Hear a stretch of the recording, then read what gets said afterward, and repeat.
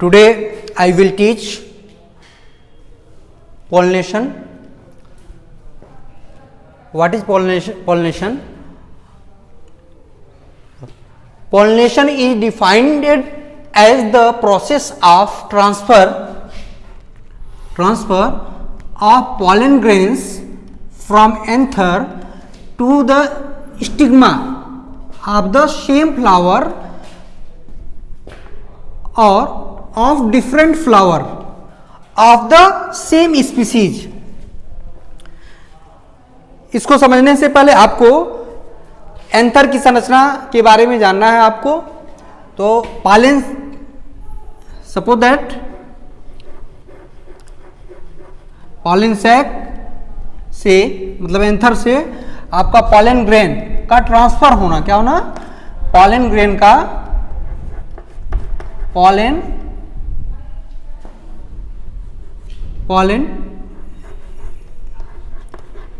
Grain का transfer होना, क्या होना, ट्रांसफर होना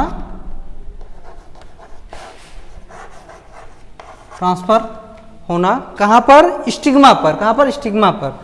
मतलब अब ये स्त्री के केसर की बात करते हैं तो ये ओवरी स्टाइल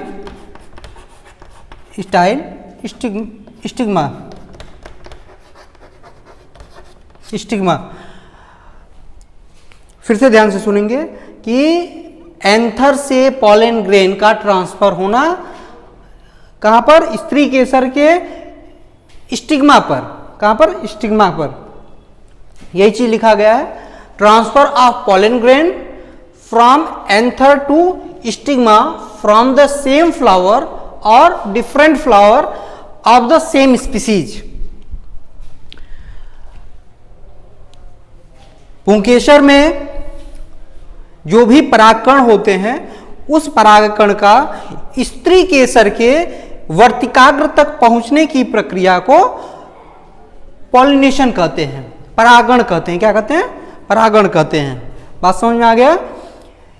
पुंकेसर के जो भी परागकण होते हैं, परागकण मतलब गैमीट जो होते हैं, वो स्त्री केसर के स्टिग्मा मतलब सबसे स्त्री केसर के सबसे ऊपरी भाग स्टिग्मा अर्थात वर्तिकाग्र तक पहुंचने की प्रक्रिया को, ट्रांसफर होने की प्रक्रिया को क्या कहते हैं, पॉलिनेशन कहते हैं. यही इंग्लिश में डिफाइन किया गया है.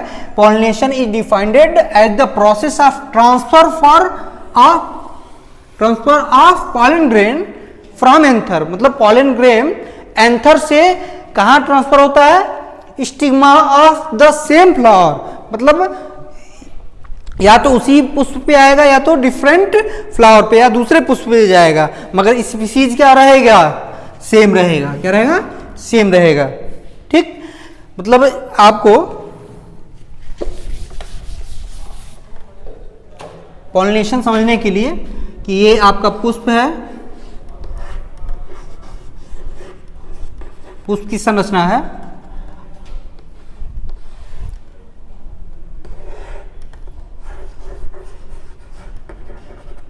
ये पुष्प की संरचना है. सपोज दैट ये आपका यहाँ पर एंथर है, पॉलन ग्रेन उपस्थित है. इस पॉलन ग्रेन का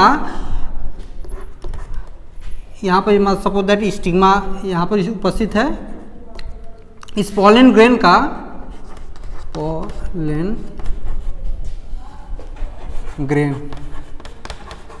इस पॉलन ग्रेन का स्टिग्मा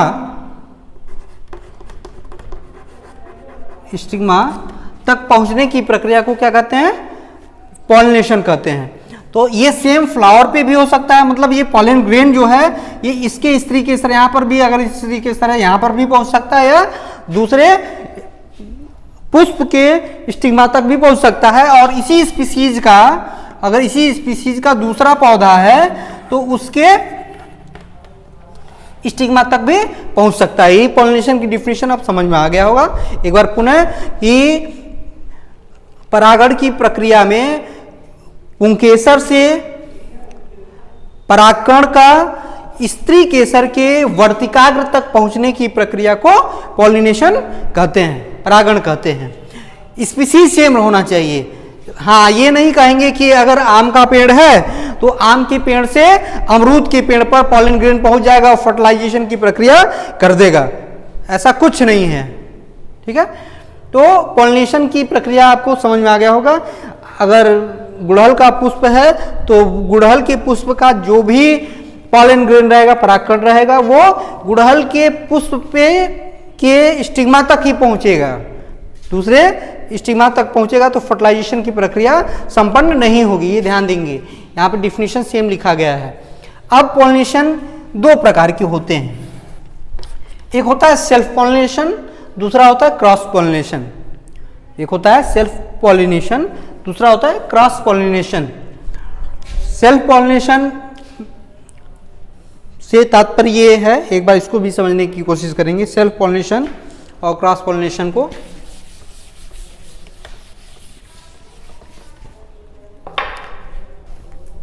सेल्फ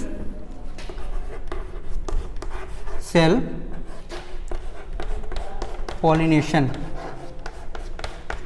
सेल्फ पॉलिनेशन।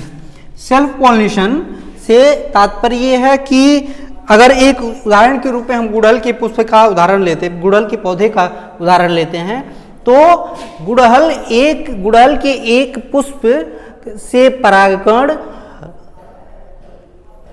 उसी पुष्प के स्टिग्मा या उसी पौधे के दूसरे पुष्प के स्टिग्मा तक पहुंच जाता है, तो उसे स्वपरागण कहते हैं। चित्र के माध्यम से एक बार समझने की कोशिश करेंगे कि मान लीजिए ये कोई पुष्प है,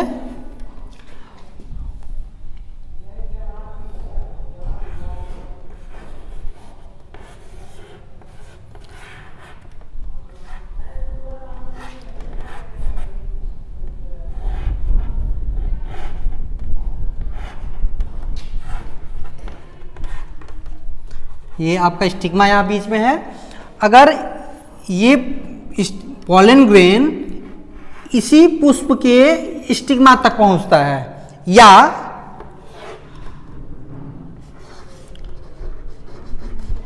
यहां पर स्टिग्मा है, यह पॉलन ग्रेन इसी पौधे के दूसरे पुष्प के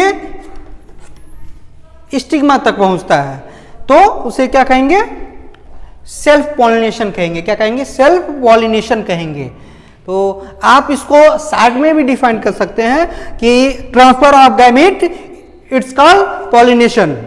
transfer of gamete it's called pollination, क्योंकि इसमें जो भी आपका गैमीट बना हुआ है उसका क्या हो रहा है? ट्रांसफर हो रहा है। मेल में पॉलन ग्रेन होता है, फीमेल में आपका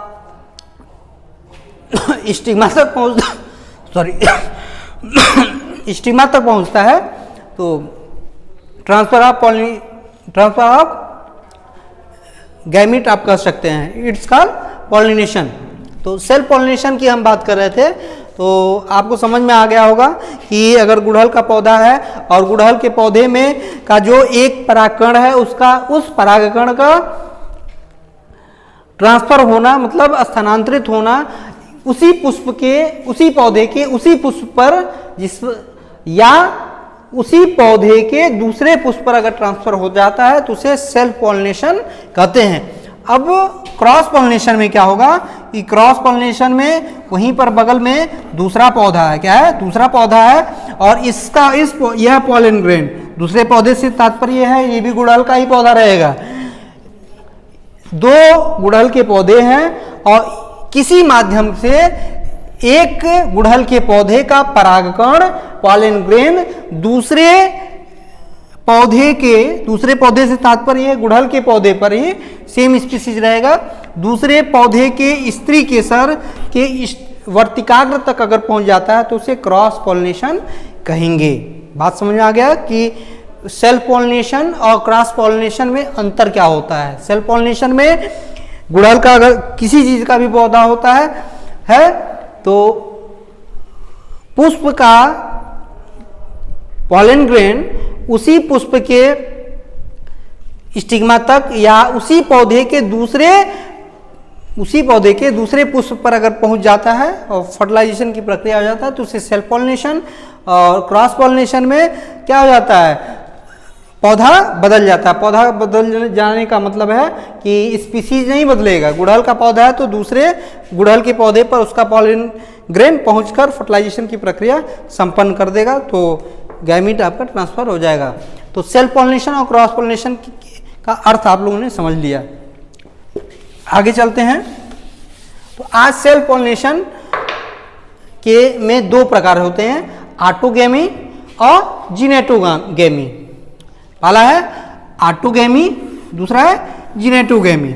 अब इसमें काफी छोटा सा अंतर है, इसको ध्यान से आप सुनेंगे कि आपको डिफिनीशन में इसको एक्सप्लेन कर दिया गया है, मगर आप जब तक इसको समझेंगे नहीं, क्योंकि कभी कभी नाम से पूछ देता है ऑटोगैमी और जिनेटोगैमी में अंतर क्या है, तो इसको समझने की कोशिश करेंगे। ऑटोगैमी में सेम स्पीसीज तो हमेशा ही होगा, सेम स्पीसीज, क्योंकि यहाँ डिफिनीशन पॉलिनेशन की डिफिनीशन में ही लिख दिया गया है कि स्पीसीज नहीं बदलेगा।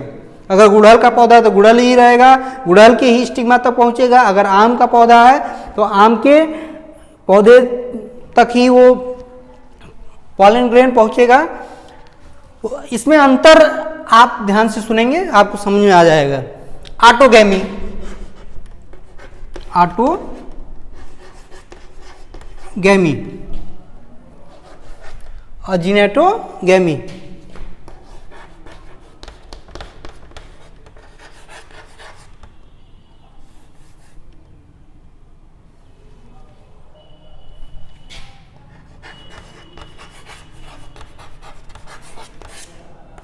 इसमें अंतर ध्यान से सुनेंगे आप, अंतर क्या है।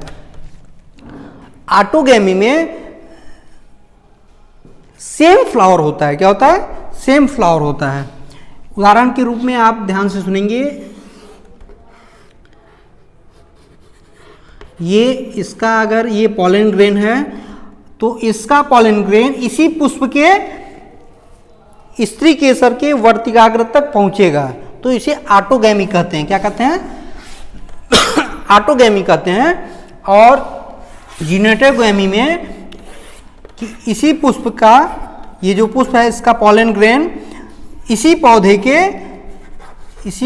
के दूसरे पुष्प पर, अगर दूसरे पुष्प पर जाकर ट्रांसफर हो जाता है तो उसे क्या कहते हैं? जिनेटोगैमी। अंतर क्या है कि पौधा सेम रहेगा। क्या रहेगा? पौधा सेम रहेगा। और ऑटोगैमी में सिर्फ आप बोलेंगे कि जिस पौधे का पॉलन ग्रेन रहेगा, जिस पुष्प का पॉलन ग्रेन रहेगा उसी पुष्प के स्टिग्मा तक पहुंचता है। जिनेटोगैमी में एक ही पौधे के पॉलन ग्रेन उसी पौधे के दूसरे पुष्प के स्टिग्मा तक अगर पहुंच जाता है तो उसे जिनेटोगैमी कहते हैं।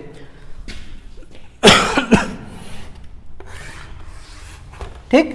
अब शेष ऑटोगैमी के जो पार्ट यहां पे लिखे गए हैं, होमोगैमी, क्लेस्टोगैमी और बाइसेक्सुअलिटी, इसको आपको बाद में बताया जाएगा। क्रॉस पॉलिनेशन में आप एबायोटिक है और बायोटिक है। एबायोटिक से तात्पर्य है ए लगा हुआ है कि मतलब, बायोटिक का मतलब होता है जीव, लिविंग ऑर्गेनिजम्स। क्या होता है? लिविंग।